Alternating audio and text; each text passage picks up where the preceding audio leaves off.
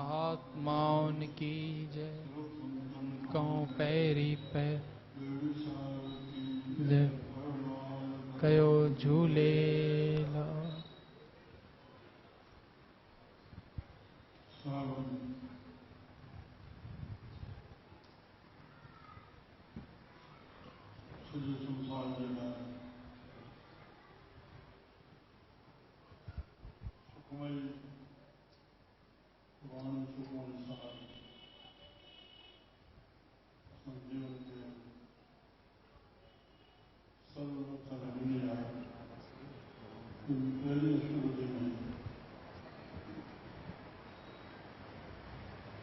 सत्तर फायदा प्रभु को याद करना है। सभी पढ़ गए अष्टपदी तो सत्तर भेरा प्रभु जो नाम बता होती है। जब हिकिड़ो पद आयो जो इन ते चयो थो वञे जेको विवरण हाणे कयो वियो। प्रभु के सिमरहे से परोपकारी। प्रभु को सिमरहे तिन सद बलहारी। बलहार वञो जेके प्रभु जो सिमरण कनि था।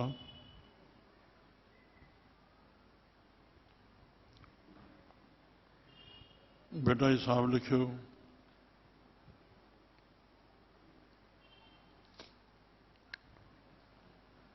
भिनी जे भेरीन आपन गोली तन जी।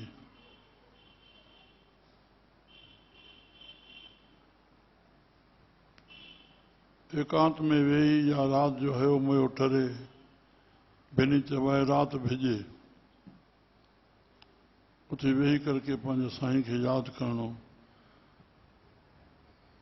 साईं के सां जुड़ी रहणो।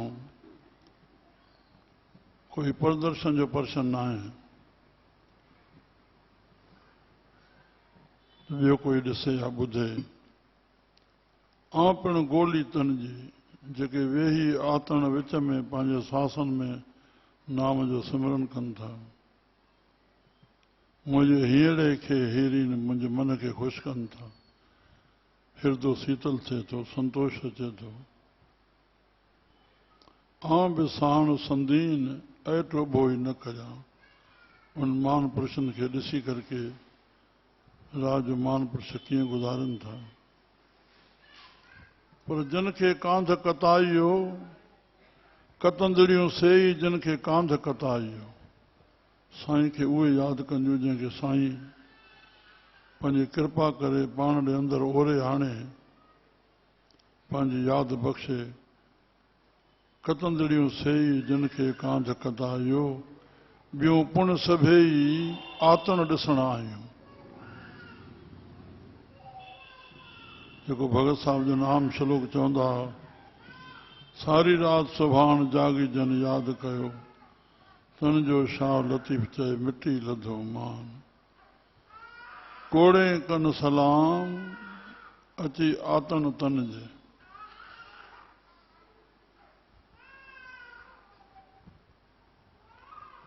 साधु वासवाणी साहब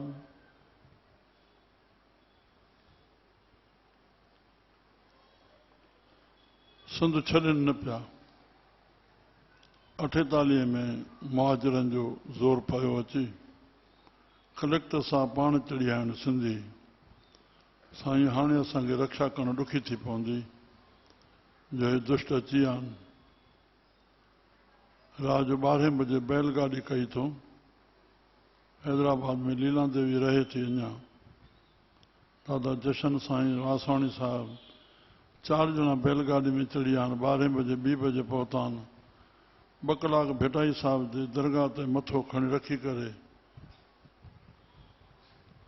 1926 जो प्रिंसिपाल दादा जशन वासवाणी प्रोफेसर आहे।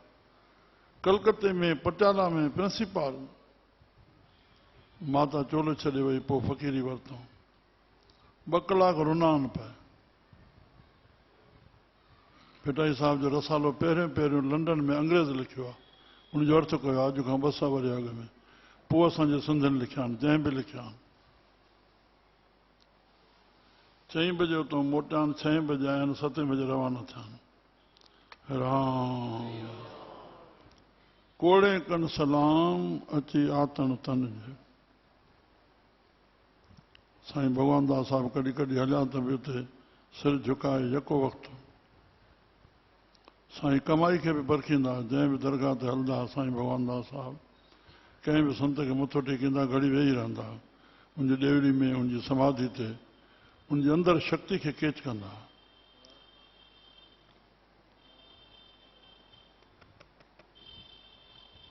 राम वाह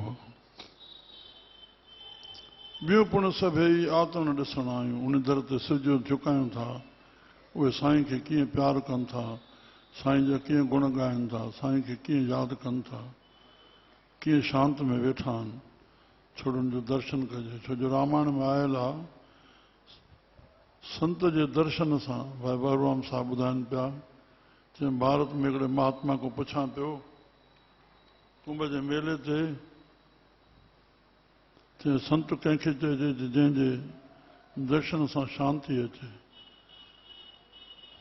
माना जेको पंहिंजे आत्मा जे आनंद में तत्पर आहे उन ज्ञान में जीअं मन एकाग्र थींदो तीअं ते शांत थींदो वेंदो शांत थींदो शांती रहंदे रहंदे आनंद जी अनुभूति थींदी इन लाइ संत जी कहावत हुई संतां भाणे सदाई आनंद संतां भाणे सदाई आनंद जेके करे सो वाह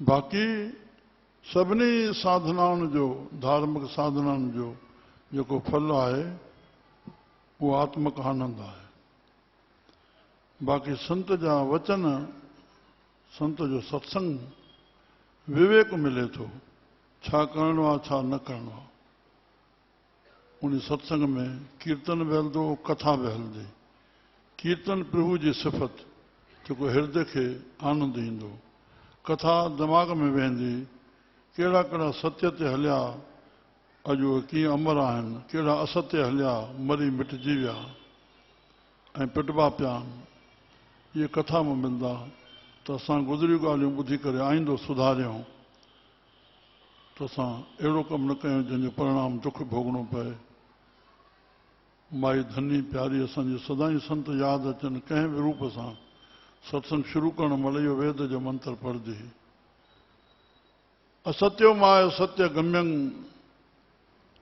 तमसो माय ज्योतिर्गम्यं मर्तो माय अमृता गम्यं बसि इहे हर मनुष्य जाति खे यादि रखणा चाहे स्त्री हुजे चाहे पुरुष हुजे मनुष्य स्त्री खे बि चइबो आहे पुरुष खे बि चइबो आहे जंहिंमें मन हले थो आदमी फारसी अखर आहे मर्द खे बि चइबो आहे ज़ाइफ़ां खे बि चइबो आहे जंहिंमें दम हले थो असां हिन असत्य संसार आहे राम परिवर्तन संसार आहे परमात्मा नाम परिवर्तन न थींदो आत्मा अचल आहे और मृत्यु लोक आहे जेको ॼायो आहे हिकु ॾींहुं मरदो त मरता लोक में असत्य लोक में हे अवध्या रचित संसार में गुरनि जो ज्ञान वठी करके ज्योतिर्गम्यं कोई लाइटियूं न आहिनि ज्ञान जो प्रकाश वठी करे मन खे ज्ञान जी शक्ति अचे असां उन सत्य रूपी ज्ञान खे पाए करे अमर थी वञूं असत्य संसार में मृत्यु संसार में तम संसार में रहंदे सतगुरु संतन जी शरण अची करके आत्मा जो ज्ञान प्राय करे बिना आत्म ज्ञान ममत न मिटे मन जी तोड़े तप साधन करे पढ़े वेद पुराण गीता में भगवान अर्जुन खे ईअं चयो असां श्री राम तो प्रभु जे सिमरन करण सां परोपकार प्रगट थिए थो जीअं जीअं संत भजन खे वधाईंदो वेंदो अंदरि उनजो भजन वधंदो तीअं तीअं उन जे नाले सां परोपकार जा कार्य वधंदा उनमें कंदड़ जो भलो वठदड़ जो भलो ॾींदड़ जो भलो वठदड़ वठे न त ॾींदड़ भलो कीअं थींदो ॿिन्ही जो भलो थींदो हुनजे बि कारज रास थियो हुनखे बि सदाईं वाध थींदी वेंदी ॾींदड़ खे बि त मुंहिंजा प्यारा हे गुरमुख प्यारा जंहिंजे 95 शताबंदी वर्ष मल्हायो वियो संत पाण खे प्रकट करे विझनि था। उन खां पोइ कीअं 50 संतियूं ठही वयूं, कीअं 250 माण्हुनि शराब छॾिया, मांस छॾिया, हर संती सां इहे ॻाल्हियूं लागू कयूं वयूं। श्री राम। हाणे त हज़ारे सेवकनि खे सभई असूल आहिनि। इहो संत जे भजन जो प्रताप आहे। जेके बि सभई असां संतनि जा मनीदड़ वेठा आहियूं, असां पंहिंजे विर्तनि खे ठाहियूं संत जो संग करे। अरे संत त करत आप समान बाबा, संत त पंहिंजे समान कनि था बाबा। जीअं माई नाम जपियां थो मन सां श्वासन सां, तीअं असां बि जपियां पिया। केरु नंढो वॾो, केरु हिकु ई रूप आहियूं सभई। असांजो स्वभाव, असांजो असली आत्म स्वरूप सभिनी जो हिकु जहिड़ो आहे। श्री राम, श्री राम, श्री राम। कंहिंखे घटि न ॼाणजे भाई भलो पंहिंजो, मिली साध संगत सां पंहिंजो पाण सुञाण। जेको मामे तो में उहो ई सभ में, छो थिए अञाण दुनिया संजी रुञत। श्री राम। वेही सा वेही बाक़ी रख रहत सां, वेही सा वेही मिली साध संगत सां पसु अंदर पेही। मानशा देही मथां मोटी मिलंदे कीन। राम राम। मुंहिंजा प्यारा ॾिसो, हिन त 40 हले थो। 1910 में केॾो हिकु प्रकाशक उत्सव थियो। साईं कंवरराम जे नाले सां राष्ट्रपति जे हथों टिकली निकिती साईं कंवरराम। ऐं कॾहिं बि जंहिंजी बि टिकली निकितियूं आहिनि, जेके बि राष्ट्रपति थिया आहिनि, राष्ट्रपति उन टिकली खे न कढियो आहे, न स्पीच कई आहे। स्पीच कराई वई। 350 माण्हू हुया हाल में। राम। और पार्लियामेंट में असांजो हिते आयल आहे प्यारो जय किशन, हिते वेठो आहे, सुबुह आयो आहे। उन पार्लियामेंट में संत कंवरराम जे नाले सां श्रद्धांजलि ॾे आई। 3 बजे ॾिनीसीं। मंत्री आयो आहे 4 बजे। मूंखे मनायो विया पंहिंजा नानकराम वारा त गृह मंत्री घुराईंदासीं, हिन भेरे त अमरावती अचो श्रद्धांजलि में। ईअं कंदासीं। हेॾो हे पहुची वियो। वर्सी साहिब ते आयो पलवार राति, चई मां कमरे में साईं सां मिलंदुमि। रुनो अची। अरे कीअं? चई तव्हां उन में शरीक थियो। बाबा मां अॻ में ईंदुमि। मां मोहनलाल खे हेॾे मोकिलियो, अमरावती मां होॾे आयुमि। अनिला सुंदराणी बि आयल हुई, गृह मंत्री बि आयल हो महाराष्ट्र जो। संत प्रसिद्ध करे विधो। 50 वरे में आसन विराजमान जो थियो। बाबा साईं जी 50 वरे मल्हायो वियो। सचे साईं जा 100 साल मल्हाया विया। 50 साल ॾेर साहिब स्थापन जो मल्हायो वियो। अञा उन में असांजे प्यारे मोहनलाल 40 शुरू करायो। पहिरें साल 500, 800, जेको जेको प्यार सां बसि 40 ॾींहं, हिकु ॾींहुं जंहिं ॾींहुं गाना ॿधा ॿधा, माना ईअं न आहे त संभर ते चयूं सुभाणे मर्ज़ी पए त पोइ ॿधे। कंदे कंदे हिन भेरे 2600 ॼणा धन आहिनि। जाथो काथो ॾिसूं था लाल साईं जो 40 हले थो। असांजो प्यारो साईं लालदास भाटापाड़ा उनजो 40 हले थो। साईं वसण घोट 1993 में शहनशाह जी 100 साल वर्सी थी। उन भेरे साईं गुरमुख 5-7 ॼणनि हे रखायो, 40 कयो। हाणे वधे वधे हज़ार थी विया आहिनि। प्रभु जे प्यार में रहंदा आहिनि, उन भाव में रहंदा आहिनि। अॼु जीअं टीजड़ी हुई त जेको बि मन में लक्ष्य ईंदो त ख़्यालु ओॾे रहंदो ई रहंदो। श्री राम। कोई बि संतनि जी तस्वीर खणी अचे थो। असांजे योतमाल में प्यारो गोपीचंद जी भाटी आहे। अरे 3 महीना काॾे वेही करे हिकु हिंदुस्तानी माई छोकिरी वेठी हुई। कोई न कोई परदनि जो त असांजे मुंहिंजे आश्रम ते पत्थर पूजा मना आहे। भई उन्हनि सां तस्वीर न खणी अचो। बसि असां जेको कुझु नियुक्त आहे नियुक्त आहे। राम। पर लॻंदो आहे भई 3 महीना ओॾे उनजो ध्यानु लॻो पियो हूंदो न। थोरो प्रभु खे अंदरि अंग बणाइणो आहे। मन शुद्ध रहंदो, मन कंहिं विकार ॾे न वेंदो।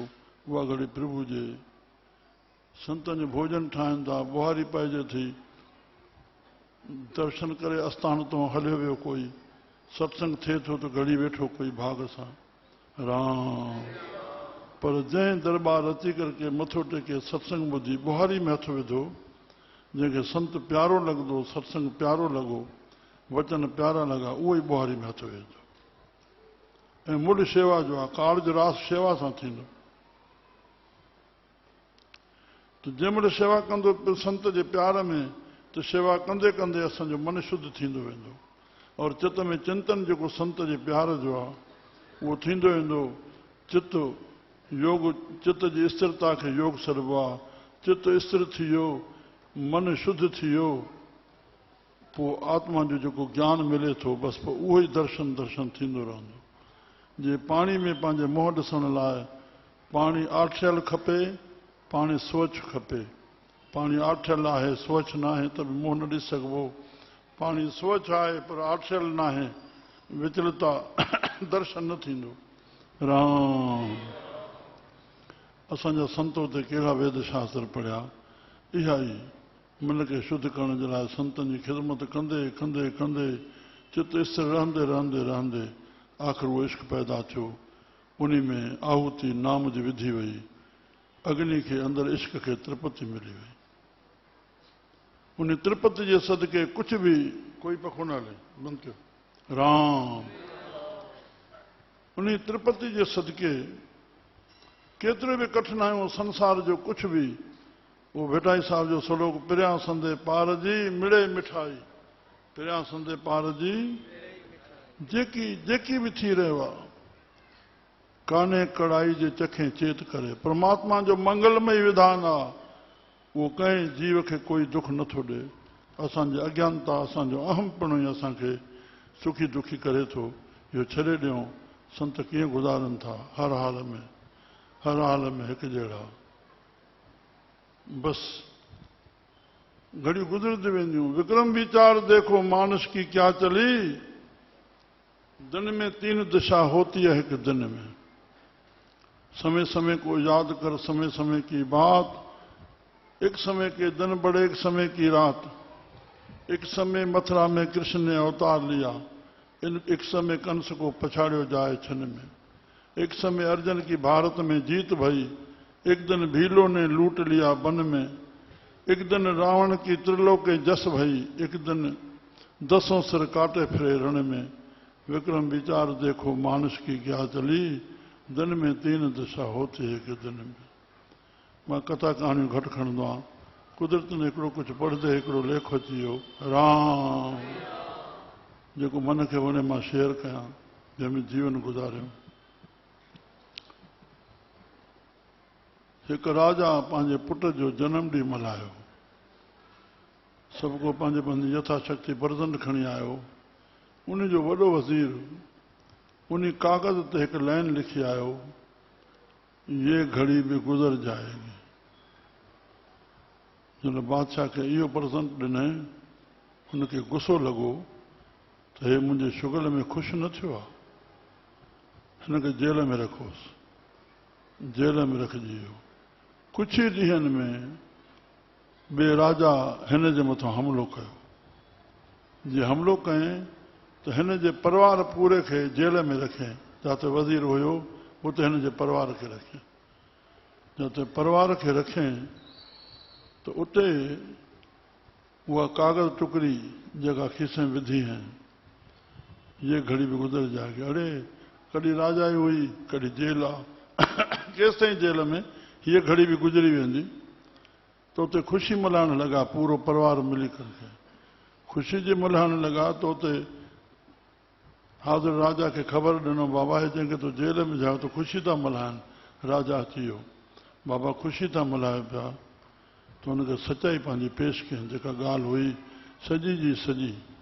जंहिं महिल उन राजा ॻाल्हि ॿुधी, अड़े त मां बि छा कयो आहे, हिन जे राज खे हथु करे मां तंहिं महिल जो तंहिं महिल उनजे परिवार खे कढायईं, उनखां खिमिया वरितईं। जंहिं महिल उहो साॻियो ई वरी पंहिंजे राज ते आयो, उन वज़ीर खे घुरायईं, उनजे पेरनि में पई करके रोई करके माफ़ी वरितईं।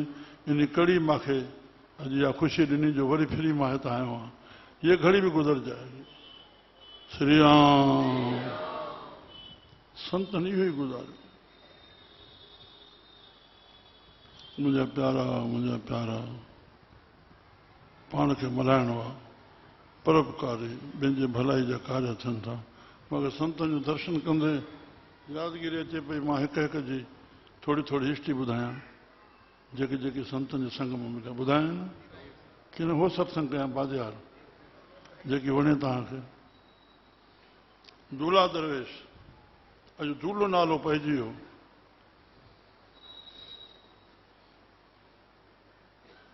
79 में आयासीं 81 में साईं चोलो छॾियो। साईं भगवान दास साहब 10 साल पाण वरसी साहब मालिक बणिजी वरसी मल्हाईंदा हुआ। वरी 10 साल दूल्हा दरवेश अची करे 3 ॾींहं पन्याकल में वरसी मल्हाईंदा बाबा साईं जी। मुंहिंजो 99 में वञणु थियो साईं खे ॾिठोसीं। बिस्तरे ते जेके प्रसाद पिया आहिनि पैसा पिया आहिनि मन में खीज न आहे भई खणो। टियों मायूं हिकु भेरो पुछंदियूं साईं लुंगी में 3 महीना मां ॾिठो हे बसि हे बि ख़ाली पियो हेॾे हेठि बि ख़ाली पियो हलिया पिया आहिनि माई पुछंदी थी वञे हीअं निकिरजी वञे। ॿियो भेरो टियों भेरो मन खे खीज न करणी आहे न प्रसादनि में न माया में न मायनि में समतल राम। हाणे दूल्हा दरवेश थियो। अॼु जेको असांखे संतोष पुॼाइण आयो दूल्हा राजा कार ते लिखियल आहे जे पुट जो नालो छा छॾींदा आहिनि राजा। दूल्हा दरवेश जे पुट खे छा छॾींदा आहिनि हाणे ताज़ो थी विया आहिनि हे मल्हाए विया राम। साईं खे 91 में विहांउ करायासीं। 92 में साईं हिते आया साधुराम साहब। 94 में साईं देवी साहब जो स्थापन करण आया। 3 ॾींहं रहिया। मंझंदि जो रोटी पिया खाऊं सुबुह जो वञणु आहे। चवनि पिया फोन आयो आहे रड़की साहब खां ॾाढे कयो आहे रूप खे साईं दरवेश दूल्हा दरवेश जे नंढे पुट खे ॾाढो छॾींदा आहिनि। फोन आयो आहे त अॼु हिकिड़ो कोई ग़रीब आयो उन खे न्याणी जो कारज हो ऐं पंहिंजो विक्रमलाल जेको पंहिंजे विहांउ जो ॾाजे जो सामान मिलियल हो पूरो जो पूरो उनखे ॾेई करके रात जो तॾो विछाए करे उन कमरे में सुम्हियो आहे। साईं हाज़िर जवाब निर्णयक ॿुधी चई मां मथे चयोमांसि तोखे इहो ई ॿुधाइणो हो तूं सखर खां पूरो सामान घुराए करके उनखे पलंग ते सुम्हाए कमरे में पोइ मूंखे फोन करियां कि न इहो फोन थो करे त तॾहिं त सुम्हियो। साईं मूंखे बि चयो भाई हुयो त ॾिनई न साईं पोइ फोन करियां न। अदलपुर जो हिते वेठा आहिनि अदलपुर जा रमेश नालो त असांजे पने खां पढ़ियल आहे। उहो मां वटि हिकु भेरे 14 महीना रहियो साईं जो शेवक आहे संगत खे वठी वेंदो आहे। कंहिं वक़्तु इहा ॻाल्हि निकिती त मूंखे बि चयो साईं उन सीन में असां हुयासीं। हे त मां साईं जे वातों छड़ो एतिरो ॿुधो चयो उहो ग़रीब आयो उनखे चयो ट्रक वठी आयो। ट्रक वठी आयो उन कमरे मां मां जॾहिं मोकिलाए हलियो आहियां कुर्बान साईं जे नाम तां मर्यादा लड़कीअ खां मथे बि कीअं थींदी। 12 जी राति मां 5 ॾींहं लड़की साहिब रहियमि 8 ॾींहं पने रहियमि। साईं अम्मा जी समाधि रखी विया भाई गेलाराम साहब रहिया माता साहब रही 4 ॾींहं उहे रहिया। मां बसि 13 ॾींहं चुल्ह रहियमि। 12 जी राति पहुता सॼी राति वेठा आहियूं पाण में। सुबुह जो पंहिंजे 2 कमरनि में मूंखे वठी हलिया पंहिंजे पलंग ते साईं साधुराम विहाए करे पाण बीठो आहे। वरी विक्रमलाल कमरे में वठी आयो साईं गॾु आहिनि सभई मूंखे पलंग ते विहाए पाण बीठा आहिनि। पोइ ॿार कार में चाढ़े मूंखे रवानो कयो अथऊं कुर्बान जे महिमा तां त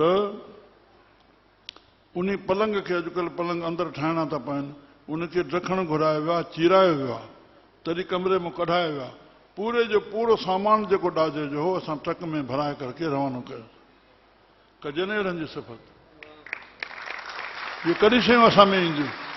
राजा नालो कीअं पवंदो आहे राम। दीवान साहब ॾे विया आहियूं वेठा आहियूं पोथियूं पयूं आहिनि सभिनी खे ॾेई आया कंहिंखे जेका आई कंहिंखे कहिड़ी आहे मूंखे स्वामी साहब अची वियो हीअं वेठा हुआसीं। टुकड़ी टुकड़ी शहरी माण्हू आहे भाई हे संत बि छा थो चए हे बि छा थो चए हे बि छा थो चए हे संत बि छा थो चए ईअं भाई वलीराम साहब बि पूरे 5 ग्रंथी मां सभिनी में टुकड़ी टुकड़ी पढ़ाईंदा 4 बजे। ॾखिणी ओंकार में गुरु नानक छा थो चए, सिद्धगोष्ठ में छा थो चए, जपसा में छा थो चए, सुखमनी साहिब में छा थो चए। असांजो मां ॿुधी ख़बर लखीगिर साईं ईंदा आहिनि, हाणे 43 ॼणा गॾु हूंदा अथनि वर्सी साहिब ते पंहिंजो भोपाल में। असांजे सिंध में वॾी मिल्कियत प्रॉपर्टी मोहनगिर खे शहदादपुर में सवाई साहिब जे मढ़ी आहे, एॾी ज़मीन आहे। उते पारवाणी साहिब रहे थो, उनखे 40,000 जरेब ज़मीन आहे। राम पेरूमल सेठ जो पोटो जंहिंखे भगत साहिब घुरायो। ऐं हेॾे असांजे हरिगिर साईं गृहस्थी आहिनि, ॾाढा प्यारा, ॾाढो कुर्ब अथनि मां मोहन सां। मोहन खे कॾहिं हे पाए छॾींदा सोन, कॾहिं मुंडी पाईंदसि, कॾहिं वाचा पाईंदसि, पाण 43 ॼणा वठी अचे। उहो सुल्तानपुर ॻोठ आहे, उते एतिरी ज़मीन आहिनि जो एतिरी उनखे मिल्कियत आहे। पोइ ख़बर पए 2:30 बजे राति जो संत पोइ वेहनि, भॻत गुरमुख ॿुधाए त नागपुर जो उहो वेंदो आहिनि। पोइ सतनारायण जी राति मल्हाइबी आहे, बसियूं भरिजी वेंदियूं आहिनि। पोइ चए भॻत सचल फ़क़ीर छा थो चए उहो त ॿुधाए, भिट साहिब छा थो चए उहो त ॿुधाए, दराखान फ़क़ीर छा थो चए उहो त ॿुधाए। श्री राम। तीअं सभिनी टुकड़ी पढ़ी, जंहिंमहिल पोइ उथी करे कमरे में आया, मां वरी मोकिलाइण वियो मांसि, त उते हिकिड़ो प्यारो पुछनि पियो थोरो ईअं, त हुनखे दॿ कढियो खणी। अड़े हाणे जे ॿुधी आहीं, वरी मूंखे ॿियो पुछणु आयो आहे। भाव आहे जेके असां ॿुधियो आहे, जीअं राति साईं पेशूराम साहिब जी ॻाल्हि असांजे सेठ सीरूमल कई होशंगाबाद वारे, त साईं जन हिकिड़ी ॻाल्हि ॿुधाइनि पिया। स्टेशन ते वेठा आहिनि, टीटी आहिनि, उन पुछनि कुझु संत जी सुनाओ, जवाब न ॾिनो। वरी ॿीहर चयानि, वरी शांत कंहिं वेठो रहियो। वरी 30 जंहिंमहिल चयानि कि जो बात आज तुम कह रहे हो वही बात मैं हरिद्वार में एक संत के साथ आगे बैठा, पूछा स्वामी जी कुछ सुनाओ। जंहिंमहिल मां ईअं चयो त हुन संत जो पहले कुछ सुनिया है, त ॿियो बि मां सां गॾु वेठो, उन जवाबु कोन ॾिनो, त मां चयो हा साईं सुनिया है। न ॿियो पुछे पियो, संत खां चए मां वेठो आहियां, उहो पुछेसि पियो, उनखे जवाबु पियो ॾे। मथां चएसि पियो कुछ समझा है, अरे जो सुना है समझा ही नहीं, बाकी और क्या तुम्हें क्या सुना है।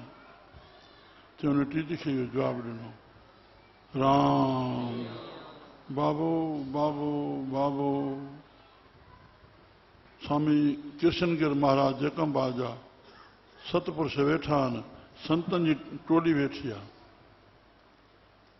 पोइ कोई पियो चए त गीता लिखे थी त हीअं भॻवानु मिलंदो, हे पुस्तक शास्त्र हीअं थो चए, हे हीअं थो चए। पोइ संत चए साईं तव्हां ॿुधायो भॻवानु कीअं मिलंदो। चए अबा जंहिं जीअं सम्झो आहे ॿुधो आहे, बसि तव्हां उनखे वठी रहो, बसि उहो ई भलो थींदो। संतनि ख़्याल में किथे ईंदा। डॉक्टर उज्जवलदास सूफ़ी वेठा आहिनि, उते बि का संतनि जी टोली मिली। कंहिं चयो त भॻवान जे पुछे राज़ी थिए त पोइ छा घुरांसि, कंहिं छा चयो, कंहिं छा चयो, कंहिं छा चयो। संत पंहिंजे आनंद में वेठो आहे। चयो साईं डॉक्टर साहिब तव्हां खां ई जेकॾहिं ख़ुदा पुछे त पोइ छा चवंदोसि। अलाए कहिड़े ख़्याल में पिया हो साईं संतो, पर जेकॾहिं सभा जो साईं पंहिंजी बाझ करे जे पुछी थो विझे त तोखे छा खपे, त मां त जेकर सूर घुरांसि। संत कलाम में चई छॾियो आहे, सूर खे संगती कजे, दर्द खे दिलबर कजे, वठ लुछण जो लुत्फ़ रोचल मन खे विंदराइणु खपे। सिक में आहिनि फ़ाइदा कस अवल खाइणु खपे, नियमो थींदा नफ़ा नुक़सान अवल सहसाइणु खपे। सिक खे फेराईंदे त कस कस मंझां सिक थी ठहे, सिक जे सौदागर खे कस खां कीअं न घबराइणु खपे। गुरू राम मुंहिंजा साईं शांति प्रकाश नाव तां मूंखे असां त वठी था कार में वेठा आहियूं कंहिं प्यारे जे घर, मुंहिंजो एॾो सिस्टम त न आहे, पर ईअं वेठासीं। पोइ मूंखे पाण था चवनि दयाला शइ वेठो साईं 4 ॼणा कार में। चई भाई साहिबु मां जेका वाणी ठाहींदो आहियां कोशिशि इहा कंदो आहियां जीअं सरल थिए। वणिया माण्हू वीचारा ॿियो हिनखे वधीक गहरो कीअं सम्झी सघंदा, जीअं सरल पकड़नि।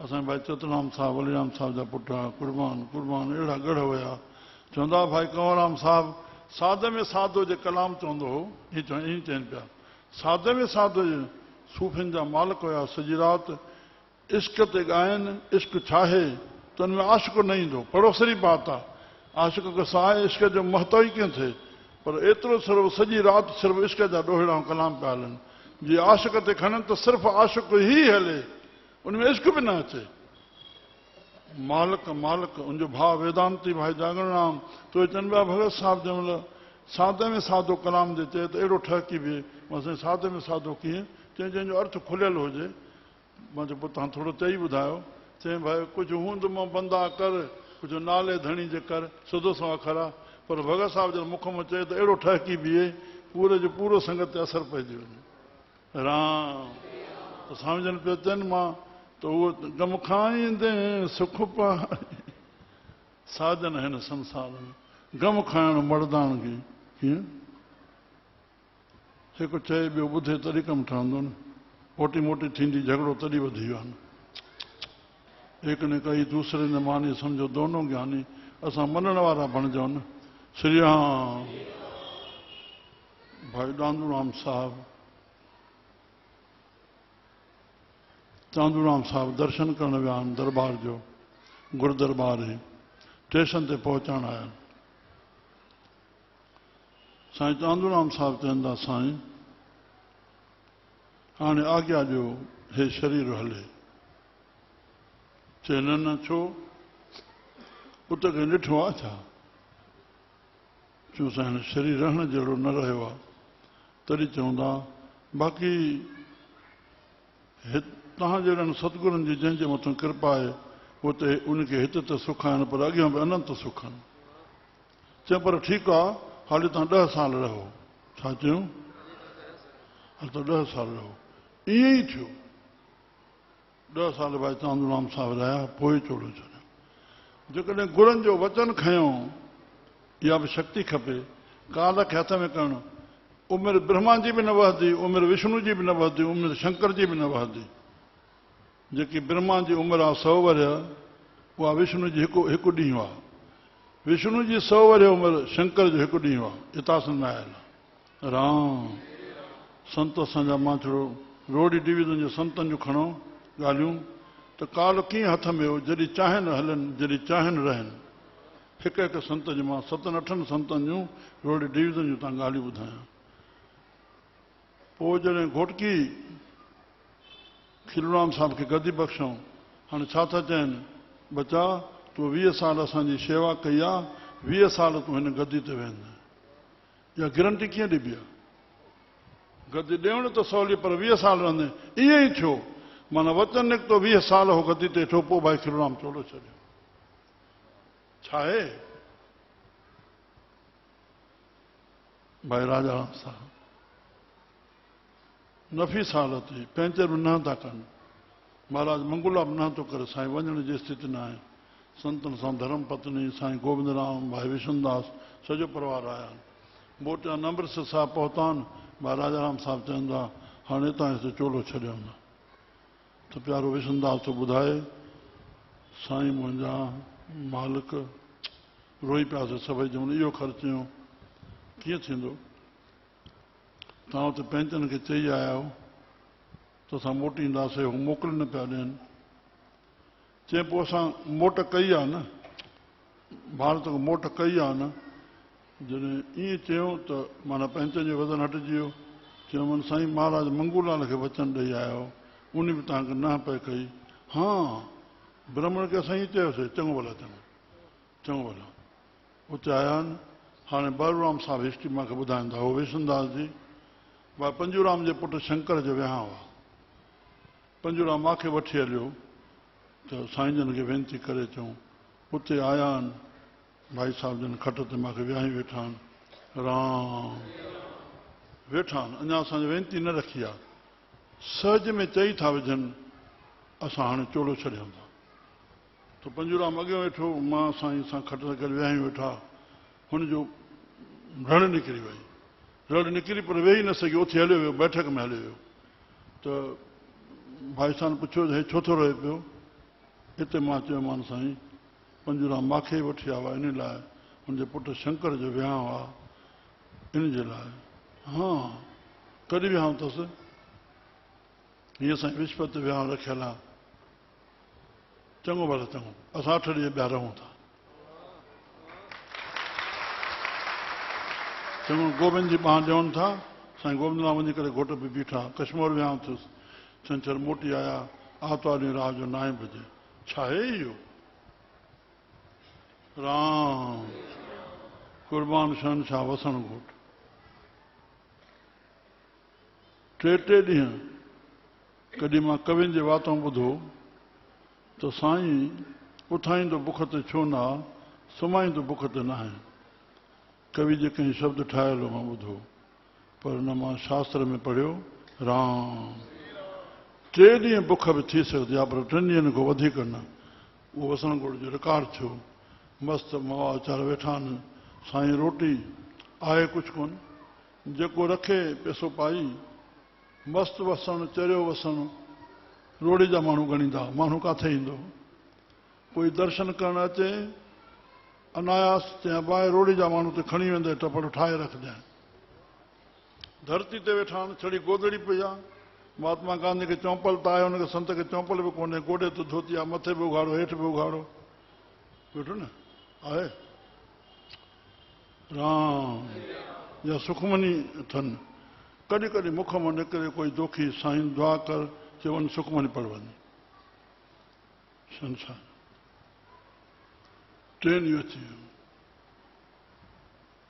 हिकिड़े उन ॾींहंनि में अॼु 125 वरे शहनशाह खे थी विया। 10 रुपया रखिया अची।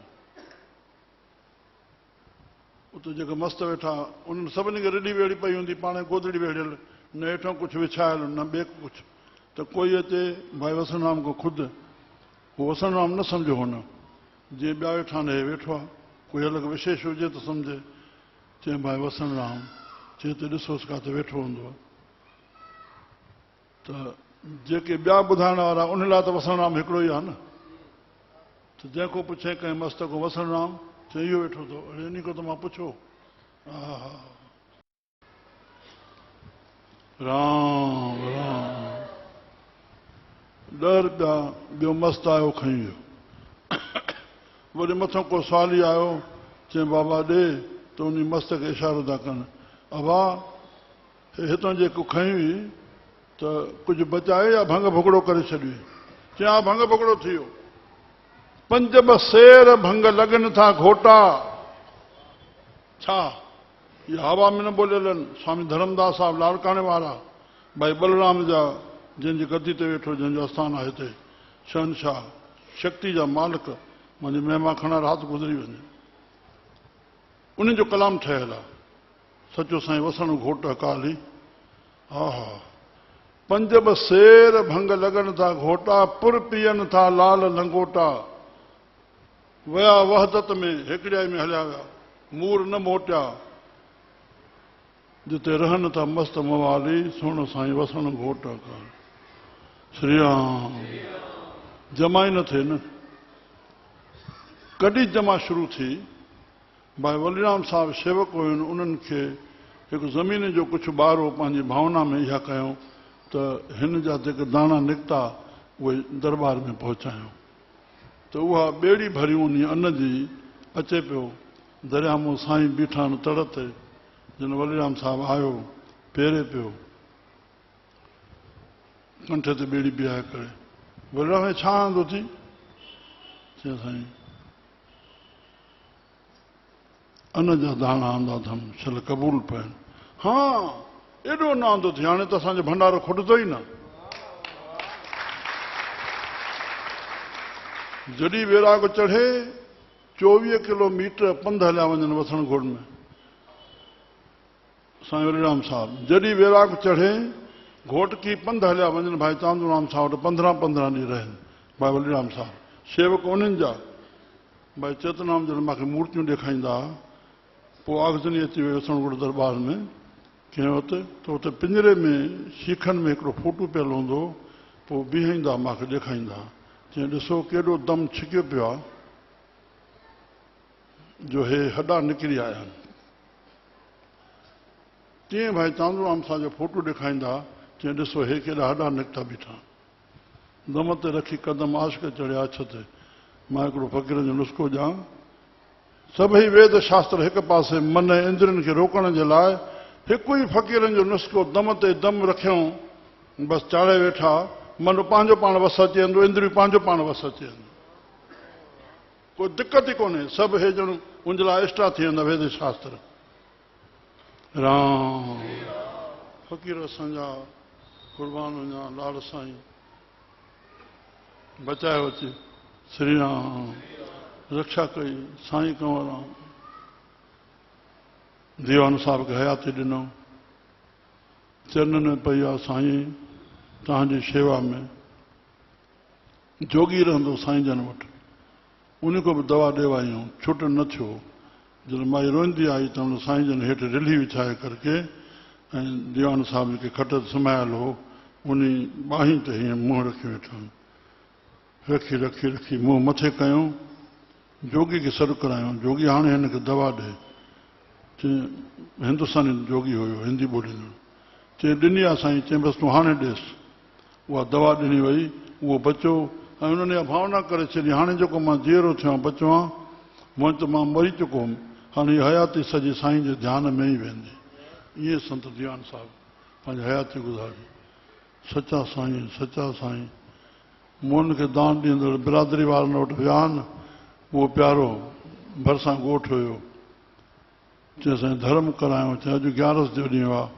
अॼु धर्म न थींदो साईं मोटी आहे चोलो छॾियो हाणे मर्द त शांति कंदा पर भेण मायुनि में भगत धर्म ई करणु कोन ॾिनो साईं जन आया चई बाबा हे मयार असां त छॾिया आहियूं त हाणे उथी पंहिंजो धर्म कर पोइ जीअं तुंहिंजी मर्ज़ी वणे रहे या वञे उनखे उथायो अथऊं उनखे धर्म करायो अथऊं जे मायुनि जी मायार न रहे अरे मृत्यु जंहिंजे हथ में कुर्बान कुर्बान भाई खिलराम साहब चांदूराम साहब बाबा हरदास राम केॾी दया आहे साईं चांदूराम साहब जेतिरो वक़्तु गॾ ते चढ़नि वरी लही करे उनखे जोर ॾियनि कोई चवंदो हे छा था कयो पिया चवां भाई थको न हूंदो अरे वरी भाई खिलराम साहब जेतिरो वक़्तु गॾ ते चढ़नि ओतिरो वक़्तु वरी लही करे हलनि भई मील चढ़ियाऊं त वरी मील ख़ाली हलनि इहे कोई न कोई गुण संतनि जूं ॻाल्हियूं ॿुधी करे के हिन सत्संग मां असां मन में धारियूं न साईं जन खे पंहिंजे में सामान में कपह इगड़ियूं घासलेट कंहिं कुते खे कोई फटो आहे कंहिं गॾ खे फटो आहे उहो कढी करे उनखे लॻाइणो राम उहे कम मुंहिंजा पोइ लॻे कंदा भाई हरदास सां बि कया असांजो चाचो बि ॿुधाए खीलदास मां चयो मंझंदि जो सनानु पियो कयां बाबा हरदास राम आयो हुनजी नज़र ईअं कोन्हे मां आस्थान ते पहुता इहो मान असांखे माफ़ रखिजो मां विच में न ॿोलियां छा चवां जेको मान भरिजी आयो आहे मां आहियां असांजी बुद्धि बंदि थी वई जेको हरि जे लाइ असां कमु कंदासीं जीअंदासीं उहो कमु बंदि थी वियो पोइ अहम जो बंदि थींदो तूं आहे न आहे बराबरि आहे भाए न मां कुझु आहियां बसि पोइ असां धरती ते ई पिया हूंदासीं जेको माया ऐं मान चाहींदो धरती ते ई पियो हूंदो पियो जनम वठंदो उथी न सघंदो असां इन्हनि मां इहो सिखी वञूं संतनि जे दर ते निमाणा थी करके घणो तकियो न घणो शेवा शेवा शेवा बसि जीअं आहे कुतड़ो पियो हाणे कुतड़ो पियो आहे कीअं ख़्यालु पए त हिननि खे साहु कोन्हे एॾो गहराई सां केरु ॾिठे भाई पियो आहे निंड पियो आहे संत अचण सां ई बसि जीअं अंदरि घिरियो कुतड़ो पियो उहो खईं मां चई लिंग पियो खां त अंगूठो खणी कुल्हे ते रखी वरी संत जो कुतड़ो खयो आहे मां हलियो आयुमि गर्मियुनि जा ॾींहं उस पई आहे ॿाहिरि उहो कुतड़े खे साण खणी करके नरसिंहमल जी जतोई नाले जो बाग हाणे असां उहो वरितो आहे हुते हाणे 40-50 करोड़ जी ज़मीन आहे जेका असां वरिती आहे 1.25 लख फुट ज़मीन आहे जेतिरो आश्रम आहे हाणे मेला वेला सभु हुते थींदा आहिनि पनियाकल में जेको ॿियो हुजे हुते ॾिसी ईंदो त हुते झंगु हुयो त हुते खॾ खोटाए करे कुते खे पूराए अदलपुर घनश्याम मूंखे ॿुधाए पियो डॉक्टर जा ॿाहिरि आहिनि हिते बि माइट अथसि चई हलनि पिया हिकिड़ो होटल जेके कुतो पियो आहे हाणे हाए संत जी कीअं नज़र भाई कुतड़ो पियो आहे न ॼाण को मोह पियो संत खयो खणी चए अचो बाबा जो सर करे अचो ॿाहिरि आया, खॾ खुरायूं, उनमें कुतो विझायूं, विझाए करे मथां बीह करे मथां छा थो चए, जंहिं माई खे थञ न ईंदी हुजे ॿार खे पीआरण जे लाइ, उहा माई हित जी थञ ॾिए त उनखे थञ अची वेंदी।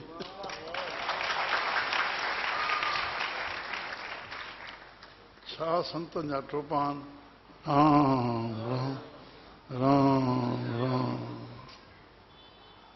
मिल्की घोटकी में हुयो, रांधण कंदो, चवंदो मिल्की दाल चाढ़े ऐं कणा प्रसाद बि उनखे वधीक पंहिंजो टको कराईंदो हो, यानी मुंझंदो हो त वधीक रस ईंदो। जेका भुॻल शइ हूंदी, जे दाल मिल्की चाढ़े ऐं मोतबर चटनि न त पोइ मिल्की दाल न चाढ़ी आहे। पोइ चए की भेरे साईं जो ॾेढ साल त प्रापत थी, उतां सिधियूं प्रापत थियूं रड़की साहिब में, पर बाक़ी जेका डोड़ हुई भाई चांदूराम साहिब जी ॾेवड़ी ते, बाबा हरदास साहिब, बाक़ी जेको घुमी फिरी वरी उते वेला को कमु चयूं, मां थोरो ईअं ढिल कई त ईअं धक हयो अची, गाड़ी बि ॾिनो त पोइ वरी का देग चाढ़णी कोई आयो, चए देग चाढ़, त मां वरी हलियो न वियुमि, रुसी वेही रहियुमि। मथां आया, ॾाढ़ी बि घुमायूं ऐं धक बि हयूं, भेण रुसे वेठो आहे, तोखे पुटु थींदो न, उथी हो देग चाढ़। साईं उन में पुटु मूंखे थियो आहे, अॻे में औलाद न हुई। राम राम राम, कुर्बान कुर्बान कुर्बान। भाई गोंदराम साहिब जे त ॻोठ में रहियो, तव्हां सभु कुझु ॾिठो हिननि जो संतनि जो। भाई बहरूराम साहिब सवाइ दरबार जे रोटी जे जेका हुनजी निजी मिल्कियत हुई, उहा सॼे दरबार खे समर्पण कयो। उन मिल्कियत मां हिते ॿई पुट हुयनि, न्याणियूं हुयनि। भाई सीता लुंडन वारी राजा राम साहिब जी चेली पई चए, संत जो घुमिया आहिनि, चङी हड़ थी वई कपिड़नि जी, साईं न्याणे खे ॾिनी हलो। भाई रिजुल बाई खे अमरावती, चए मरे त माइट रोइनसि, हे संतनि जा कपिड़ा आहिनि, मुंहिंजा न आहिनि। मूंखे जेका मुंहिंजी कमाई जी यथी शक्ति आहे, मां हथु ॾींदोमांसि, बाक़ी जो नसीबु आहे। हिननि पुटनि ॾे बि पिछाड़ी में जेका पंहिंजी जाइ हुई 35,000 जी, चावला पियो वठे नानकराम, मां वेठो हुन में साईं जन खे चए पियो, उहा 35,000 जाइ मां उन में अधु अधु पैसा पंहिंजी जाइ जे विकिरे मां हिन ॿिन्ही पुटनि ॾे मोकिलिया विया। मां शायदि आहियां केॾी कुर्बानी आहे हुनजे जीवन जी, जेका वसी ही गहना हुया। हे तव्हांखे मां नई ॻाल्हि ॿुधायां थो, बसि सतगुरू जी मञी, मुंहिंजी न आहे, मूंखे रोटी खाइणी आहे।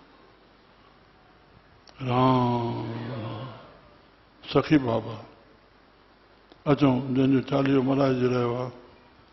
भाई रूपचंद हुयो चतोइन में मास्तर, उन खां शहर जे ॿाहिरि बि पाराइनि, दर्शन करे साईं जी जूठ खाए, उनजी तबियत थोरो कमज़ोर थी वई, आख़िर रिड़ी बि साईं वटि पहुचे। पर जंहिंमहिल अहिड़ी रहण जी बि हालत न थी त घर वेंदासीं रोज़ पुछणु। मथां साईं कंवरराम साहिब जन शहादत जो जामो पातो। साईं जी पहिरीं होली थी,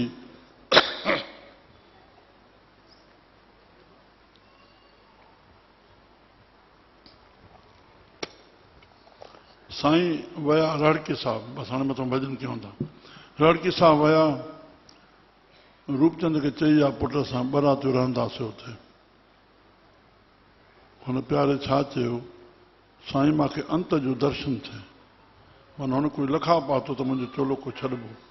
स्थिति अहिड़ी थी वई जो साईं घर पुछणु वञनि।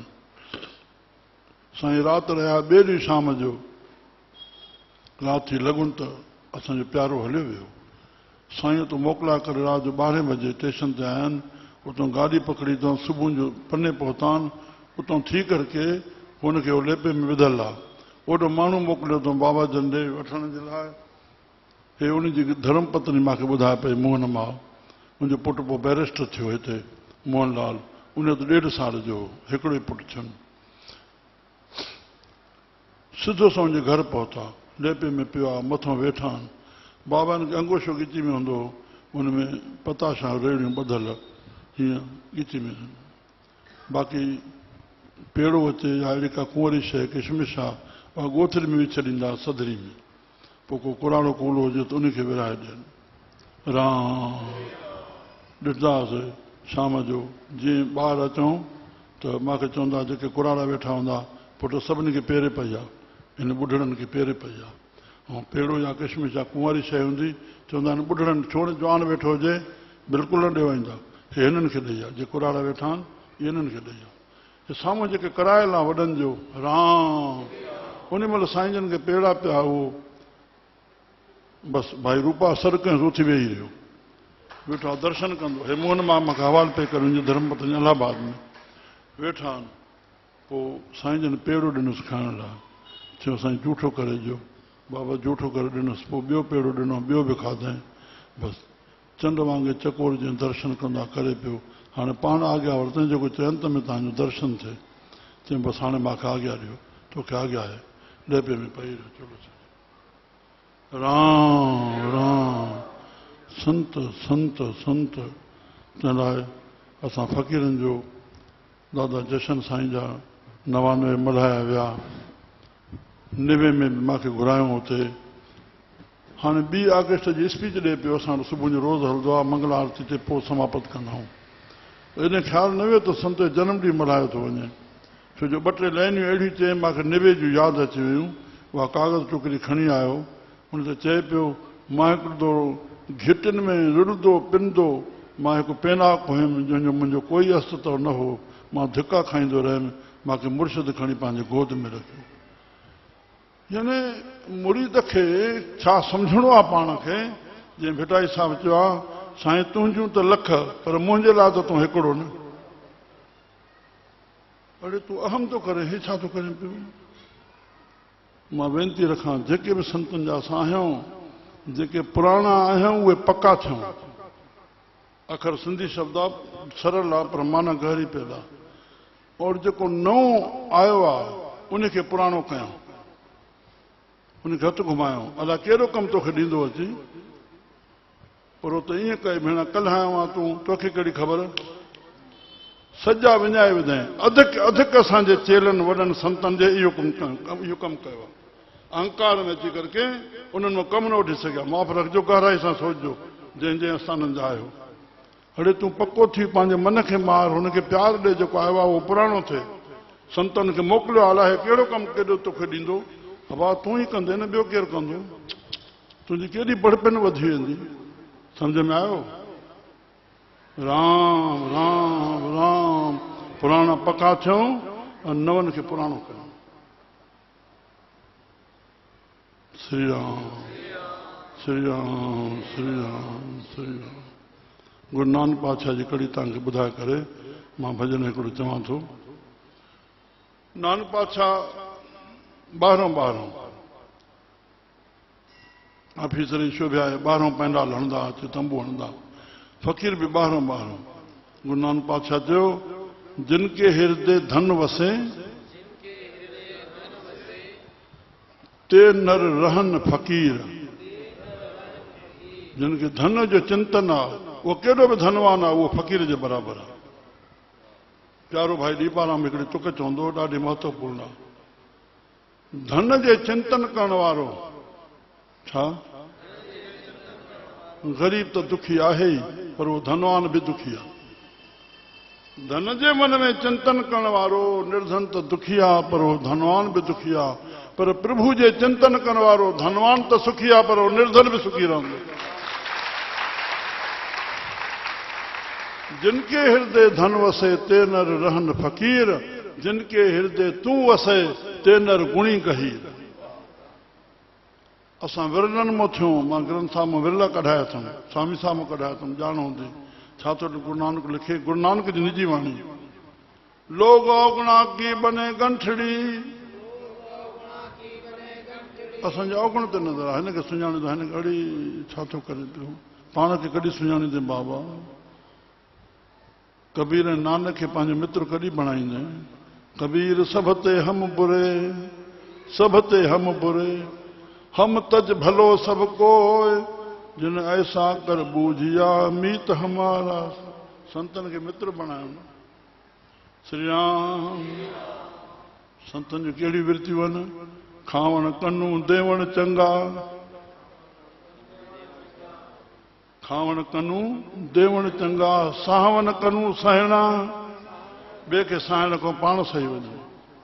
को संगत कनू संगत चंगी, संगत कर न करें तो सुठी संगत कर न बोल न बोले तो सुठो बोल न श्री राम फिक बोलण ते मिठ कहना बोले तो फिको न बोल मिठो बोलना ममता कनू समता चंगी हे मुंहिंजो आहे ईअं न कर समती हे पंहिंजो आहे राम ममता कनू समता चंगी भोग भोगण ते त्राहणा भोगन जी भोगण को पाण खे बचाए इहो संतन बर्तन वर्णन कीनी संतन या वर्तन वर्णन कई आहे जो संत जना का गहना संत जे संग में असां इहो पिरायूं राम असां मिठू भगत हिकिड़ो सलोक चवंदो ऐं असांजा संत लोग त हिकिड़ो आम सलोक चवंदा हा श्री राम जिन चाहे खुशी गंढ ॿधी कीअं साईं पोइ तुका चाहे खुशी गंढ ॿधी चाहे खुशी गंढ ॿधी हिकु फ़क़ीर सलोक आहे मुंहिंजी पोइ तक इहा आहे श्री राम साईं वाले रहन सुखाले बस हाणे मां अची वई हाणे बसि महिरबानी साईं वाले तां गत लाइण सां यादि अची वई साईं वाले रहन सुखाले ॿी सभु ॾझा ॾधी खावन पीवन मौजा माणन ॿार तनांदी वधी केवल थी कुर्बान तना तो जिन चाहे खुशी गंढ ॿधी हर हाल में ख़ुशि इन ते हिकिड़ो सलोक आहे साईं वाले सुख ना सुम्हंदे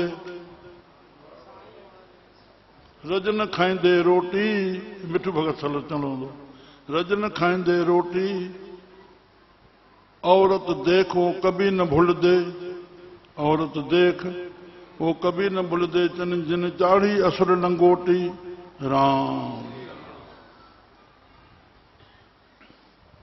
मन अपने को मार मुकायन हण के ज्ञान की सोटी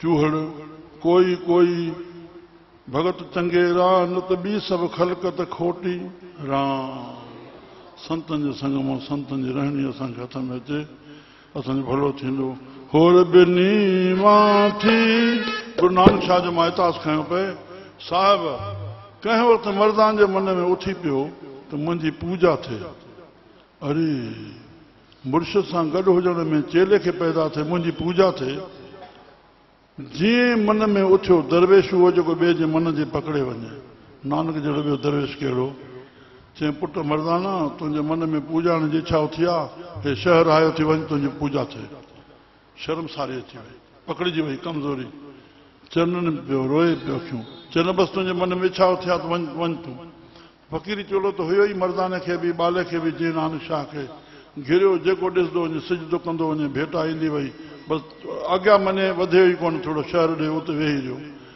जेतिरा घड़ी वेठो बसि उथियो साईं काॾे चई पंहिंजे मुर्शिद ॾे चई साईं तोखे किथे छॾींदासीं असां राम न बाबा मां जंहिंसां आयो आहियां गॾु त उहो कपिड़नि जी भरी बि उहा धन जी बि साहिब टिनि चइनि जायुनि ते सिर्फ़ु मुश्क आई आहे गुरु नानक बादशाह खे बाबा खे मां कॾहिं खिलंदो न ॾिठो कॾहिं कॾहिं मुश्क आई ॾंद खुलियो न राम फ़क़ीर अलाह जे गम में सभिनी गमनि खे जवाबु जेको साईं जे गम में आहे जेको साईं जे भव में आहे माना साईं जो भव माना जेके हुकुम बणिजे ऐं जेके हुकुम थी रहियो आहे वचननि में उन जे जेको भव में रहंदो दुनिया जा भव ख़तमु थी वेंदा राम चलो साईं जे गम में रहूं सिक में रहूं साईं जे वचननि में रहूं पोइ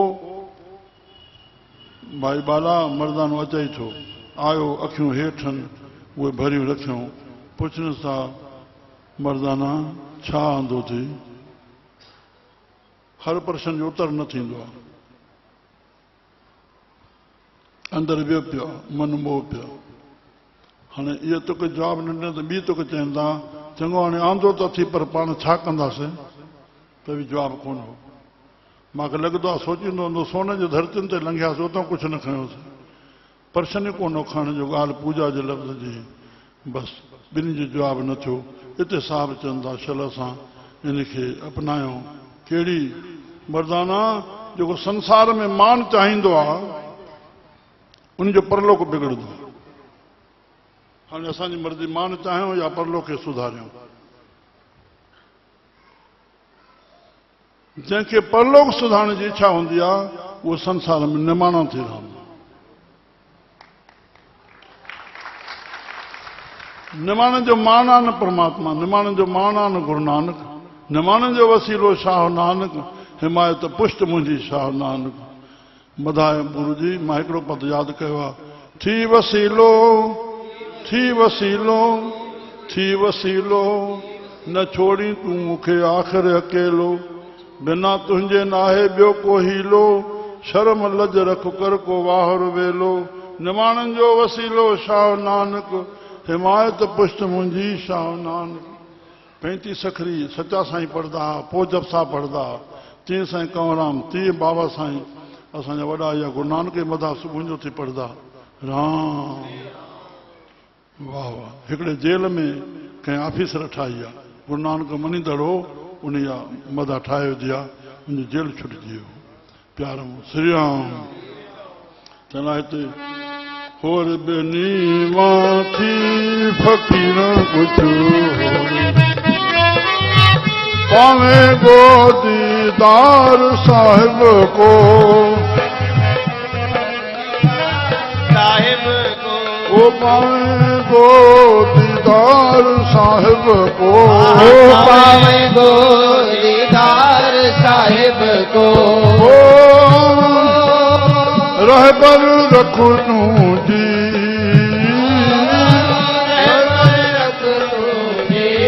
फ़क़ीरां कुझु और भी नीवा थी, फ़क़ीरां कुछ और भी नीवा थी।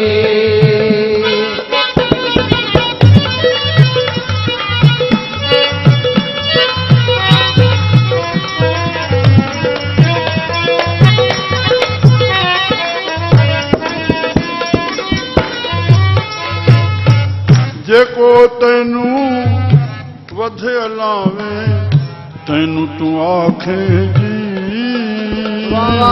जेको तैनू वधे अलावे, तैनू तूं आखे जी, जेको तैनू वधे अलावे, तैनू तूं आखे जी, जेको तैनू वधे अलावे, तैनू तूं आखे जी। मिठाई साहब देवा जे भावे जोगी थिया, जोगी माना अंदर प्रभु सां जुड़ियो रहणो, पंहिंजे मन खे योग सां, नाम सां, आत्मा सां जुड़ियो रखणो। त कलहार हक़ीक़त ही गार ॾेई कोई गांव में, तंहिंखे जोतऊं चइजांइ जी, कावड़ हिन कलूब जी तूं त पाणीअ वांगुरु पीउ, पोइ सोड़ी न भांइजसी, पंहिंजे लुत्फ़ सां लतीफ़ थिए। जे भावे जोगी थिया त तमा छॾ तमाम, श्री राम। तमा नहीं जमा नहीं, आए तो मना नहीं।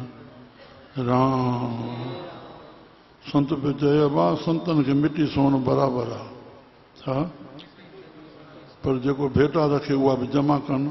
त असांजे हिन प्यारनि मूंखे पुछियो साईं, तव्हां चयो सोन मिटी बराबरि आहे, हे माया जेका पई थी जमा था कयो। चई बा हे जेको भंडारो हले थो, सभु भंडारे जो सामान दान में ईंदो। भई कोई अन्न मोकिलींदो, खणी कुझु मोकिलींदो, मिर्च मसालो खपे, उन सां ॿिया टपड़ खपनि, पोइ तव्हां को टपड़ वठणु अचूं त माया जेके जमा कयो था कीअं, चई तव्हांजे लाइ, चई असांजे लाइ कीअं, हाणे तव्हांखे मिटी ॾियूं अचे त टपड़ ॾींदो, की तव्हांखे ॾेई करे असांखे भंडारो हलाइणो आहे न। सम्झ में आयो? श्री राम। संत चयो बा निष्कामी थियो, वरी जन भॼन पूरो कयो, वरी कामना नारा वेठा अचे, वरी उहो बसां बारो वेठो हितां जो। चई साईं हाणे तव्हां उपदेश निष्कामी थियो, वरी उन कामना पूरी करणु वेठा त पोइ निष्काम कीअं बणबा? बाबो गृहस्थी लोग आहिनि वीचारा, कामना को ख़ाली कीअं थी सघंदा? गृहस्थी खे घुर्ज आहे मुंहिंजी कामना पूरी थी न, पोइ पाण निष्काम थींदा वेंदा, हुकमनि ते हलंदा वेंदा। अरे केॾा संत दयालु आहिनि भाई। श्री राम। हा तमा छॾ तमाम, सब्र जे शमशेर सां कर कीने के ख़तलाम, गोला जे गोलनि जा तन जो थी गुलाम, नांगा तुंहिंजो नाम जो लिखजे लाहू। मुर्शिद केरु जेको शिष्य जो अहंकार मिटाए, न त पोइ त शिष्य जो गुलाम थी वियो। इहो ई त अटकाई बीठो आहे, बाक़ी तूं छा लाहियो आहे? कबीर साहिब वटि हिकिड़ो राजकुमार कृपा पाइण आयो, 12 महीना थी विया, शेवा कंदो रहियो। लोई खे क्यास आयो, साईं हिनखे दया कयोसि, ॿिया बि 1 2 ॿार रहियल आहे शेवा में। चई लोई अञा देरि आहे, उहा शइ न थी आहे।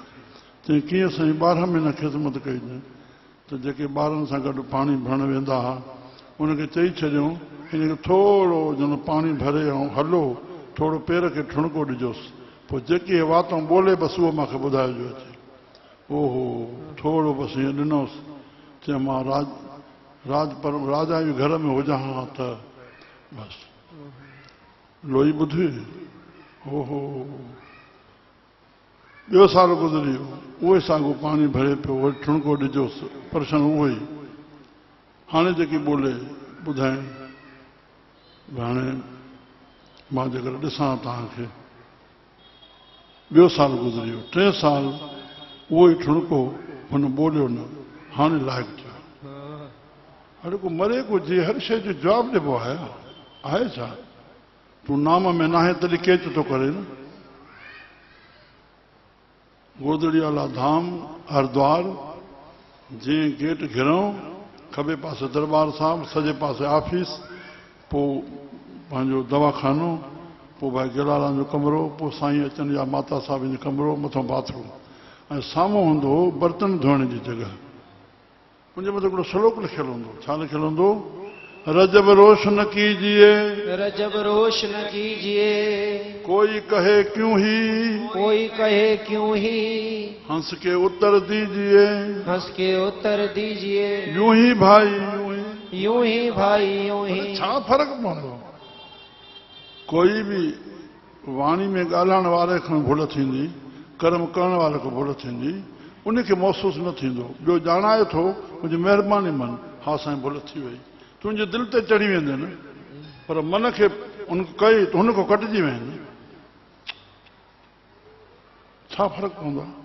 श्री राम, श्री राम। मञो इंसान जो पहिरियों बुनियादु इहो थो सिखूं। अंग्रेज़ सभु असांजा देवता आहिनि, सिर्फ़ु असांजे नगर में कोई देवता पैदा थिए, थोरी भुल थींदी सारी, असांजी वातो ई नथी निकिरे। महसूसु कंदा, हीअं कंदे लोॾंदा, वातो माफ़ी नथी निकिरे। माफ़ी चओ न, बसि माफ़ी में माफ़ी आहे। और कंहिं बि थोरो अहसान कयो, महिरबानी। इहे बुनियादी नुक़्ता त शुरू कयूं असां पंहिंजे इंसानियत में, ज़ोरावरी न कयूं। पहले आप जेके विदेशनि जी ॿुधाऊं, ॿिए खे महत्व ॾींदा, कोई पढ़ायूं, ज़ोरावरी दुसा से दोसा, उहो जे करे त मां बि कयां, अटकाए बीह रहिया आहिनि, नथो थिए, न अॻिते फिरी थो सघे, न पोइ फिरी थो सघे। राम, कुझु संतनि में खणंदा वञनि, ॿिए जे लाइ जीअं कुझु असां। श्री राम, बसि जेको तैन वधलावी तैसूं आखे जीव।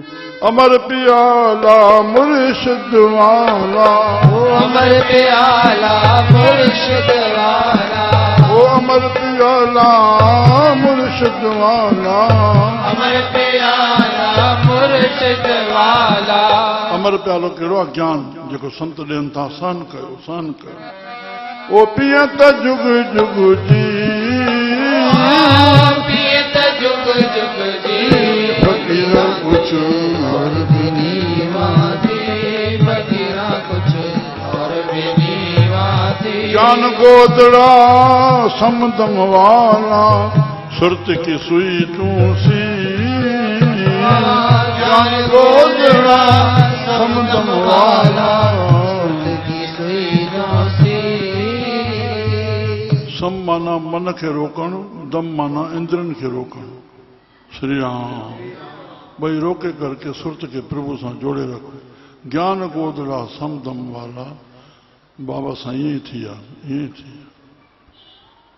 गूंगी गायन जी शेवा 12 साल, कोई रिटर्न कोन्हे, कोई मोट कान्हे। हे अॼु उहा प्रगट थी रही आहे। राम, ज्ञान गोदड़ा समदम वाला, सुरत की सुई तूसी।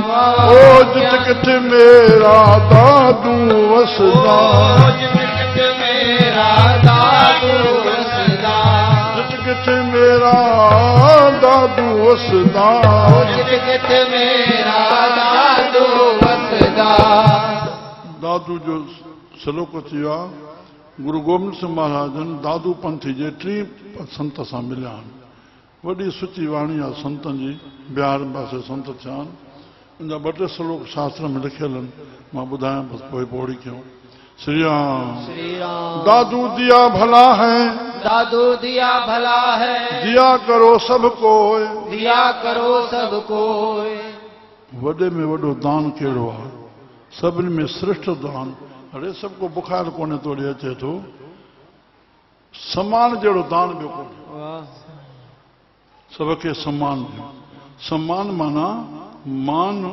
जी मापदंड न थींदी आहे प्रेम जी मापदंड न थींदी आहे मन मों मान निकिरे थो मन मों ख़्याल तूं ॿिए जे ख़्याल खे रखो तुंहिंजे ख़्याल खे रखंदो तूं पुट जे बि ख़्याल खे न रखंदे हिकिड़ी तोखे पुट बि मोट ॾेई वेंदो हिक ॿिए जे ख़्याल खे रखो हिक ॿिए जे ख़्याल खे रखो इहो ई मान ॾियणो सम्झासीं तूं पंहिंजो मन नथो मारे मनाणे में पए थो ईअं न थींदो मन की गत कही न जाए तंहिं लाइ सभ खां वॾो समान दान आहे सभ खां समान त हिते दादू दिया भलो है दिया करो सबको तब लग बस्त न पाइए जब लग दिया न हो साईं साधराम साहब खे मां चवां पियो साईं मेहदी हसन साहब जंहिंखे लता चयो आहे ख़ुदा गले में वसे थो साईं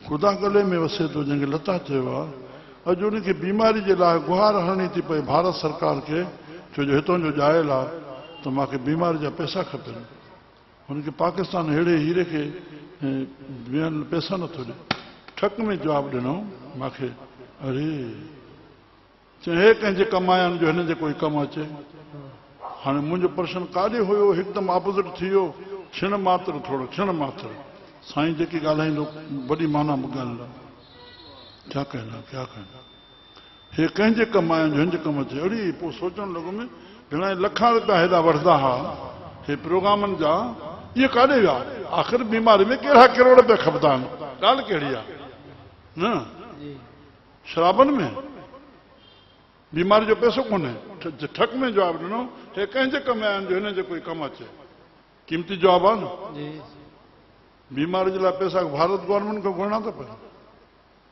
राम तू कंहिंजे कम न ईंदे दादू दिया भला है दिया करो सबको तब लग बस्त न पाइए जब लग दिया न होए दिए सर्व सिद्ध होए दिए बिन लेत न कोई दिए सर्व सुख भंज थोड़ी अख खोले छॾियां हिकिड़ी सभिनी जे लाइ भलो थींदो कहिड़ी रामायण जा सुमत तां संपत नाना ॿुधी आहे पक्का आहे इन ते पक्का आहे अगले जन्म में प्रभु कृपा कई असांखे सत्संग मिलियो संतनि जो संग मिलियो उतां असांखे सुमत मिली उन सुमत ते जेको हलियासीं उन जो फल हिन जन्म जी संपत आहे ध्यान में गहराई सां रखिजो इन ॻाल्हि खे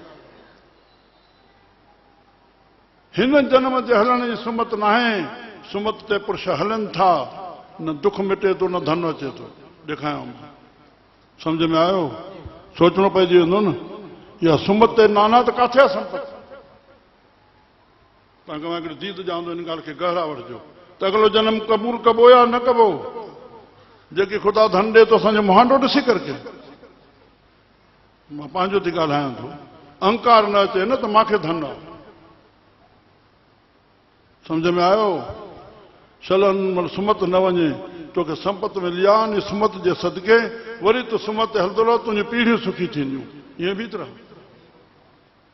राम हाणे जेके सुमत ते हलनि था अजायो कीअं थींदो उनजो ठहंदो वेंदो न जे कंहिं संत खे चयो साईं जेके नथा अचनि पाप बि कनि था धन में वहंदा था वञनि सुखी बि आहिनि भोगनि में मज़ा था वठनि असां संतनि अचूं था न दुख था कटिजनि न धन थो अचे चई पुटनि जो पुञ अॻ में वॾो कयल आहे जिन सत्संगनि में ॿुधो हूंदो जॾहिं हुनजो पुञ पूरो थियो तॾहिं उहो पाप प्रगट थींदो जेकी उहो करे रहिया आहिनि ऐं तुंहिंजो हे कुझु थियल आहे पूरबल में तंहिं लाइ जॾहिं तुंहिंजे पाप जो फल कटियो दुख जो तॾहिं पुञ प्रगट थींदो तोखे फल मिलंदो सम्झ में आयो राम श्री राम तहलाए दिए सर्व सिद्ध होए, दिए बिन लेत न कोई, दिए सर्व सुख भुंज राज करे सब लोई, दिए असाध भय साध, दिए गुरु होए सुप्रसन्नो, दिए न जमगण मार, कहे सब धन धनो। ये सब दादू साहब जो श्लोकन। इहा जग उस्तत करे त्रिलोकी जस होए, दिए दसूणा फिर मिले, दिया करो सबको।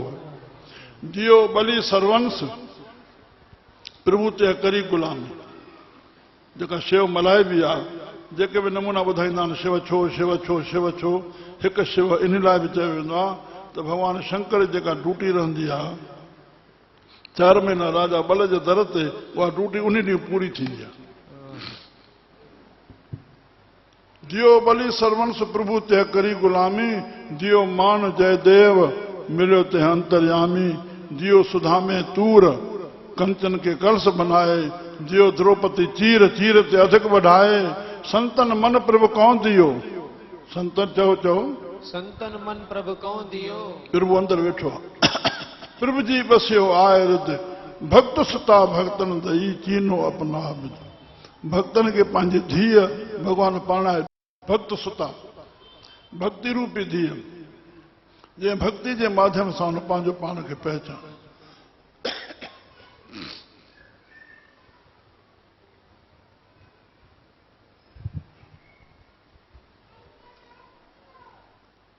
अॻे सत्संग गृहस्थनि जे लाइ इहो ई कयो वेंदो, तंहिं भक्तनि जूं साखियूं खई वेंदियूं। गृहस्थी लोकनि खे ॿियो ज्ञान केॾो प्राप्त रखी सघंदा। कीअं बाबा भॻवानु पंहिंजे कार्ज महिल वक़्त ते भॻवान खे यादि कयो, पंहिंजो चाहे नामो हुजे रवदास हुजे, सभु पंहिंजो धंधड़ो कंदा रहिया। जॾहिं अहिड़ी आपत आई भॻवान खे यादि कयो, हुनजी रक्षा कई। इहे ई कथा खणंदा त जयदेव भगत जी कथा शायदि हिते वेठदड़नि मां कंहिं कंहिं ॿुधी हुजे। जेकर मां चाहियां थो तव्हांखे छाट में ॿुधायां 2-3 मिंट में। श्री राम श्री राम दियो मान जयदेव मिलियो ते अंतर्यामी। जयदेव भगत बंगाल में थियो आहे, जिते हिन कथा जो वास्तो आहे। इहे 2-3 साखियूं आहिनि हुन जूं, पर हिन कथा जो वास्तो आहे। श्री राम जयदेव भगत पंहिंजे ॿाहिरों घर मोटियो पए के डाकू मिली आहे। चई काॾे, चई हिन ॻोठ, चई असां बि हिन ॻोठ जाऊं, तुंहिंजा दोस्त आहियूं, गॾिया हलूं था। अरे भई तव्हां हलो था, मां ई हलां थो। हुनखे पंहिंजे पाई ॼाण आहे। हुनखे छा कयूं, उन्हनि डाकुनि जो माल खसे वरितो ऐं हिनखे बांह कपे करके खूह में सटियो। कीअं योग बणियल आहे, इतिहास बणियो पियो आहे। राम कंहिं राजा लंघियो, उते पाणी जे भरण लाइ हेठि लोटो विधो, उहा बांह अटकी पई। अरे भॻवान जो नालो अंदरि निकिरे पियो। चयो साईं हे थियो आहे। चई पोइ कढी अचोसि, कढी अचो। हुन संत जी विरती उहा मुंहं में ज़ाहिर पई थी। उनखे जाइ ते वठी आया। उन भगत ते ड्यूटी कहिड़ी रखियूं, बाबा जिते लंगर हलंदो आहे, तूं जहिड़ो बि साध फ़क़ीर अचे उनखे छा छा ॾियणो आहे, उनखे तूं जेकी तूं ॾेवाए उनखे ॾेवाए छॾ। इन ड्यूटी ते रखियोसि। हलंदे हलंदे कंहिं वक़्तु उहे डाकू अची विया। जिन भोजन खाधो, हुननि ॾिठो, हिनखे ॾिठो तो पाण राजा जो आम भंडारो हलंदो, जेको अचे खाई वञे। कोई बि दुखियो बुखियो फ़क़ीर साध मन में लॻंदो आहे त असांखे पकड़ाए न विझे, पर न। जंहिंमहिल भोजन खाधो तंहिंमहिल इहा त हिन ख़बर न जंहिंखे जेतिरो ॾे, हिनखे पूरियूं खर्जीना भराए करके ऐं 2 पुलिस वारा ॾिना। चए हिननि प्यारनि खे मुंहिंजे करे घर ताईं पहुचाए अचो। हाणे हेॾो धन मिलियल आहे, पुलिस मिलियल आहे सुरक्षा जे लाइ। हलंदे हलंदे भेण हे छा था चवनि, हे भंगी हुयो असांजे नगर जो, हिन ग़लति कमु कयो, उतां जे राजा हिन जूं ॿाहूं कपाए करे हिनखे खूह में सटायो। जंहिं महिल जे ईअं चयूं, परमात्मा खे इहो सहन न थियो। भेण हुन हेॾी भलाई कई आहे, पोइ बि उन जे लाइ दुष्ट हिकु त कर्म करे चुका आहिनि, वरी ॿियो ब्लेम मथां। प्रभु खे इहो सहन न थियो, धरती फाटी, 2 हलिया।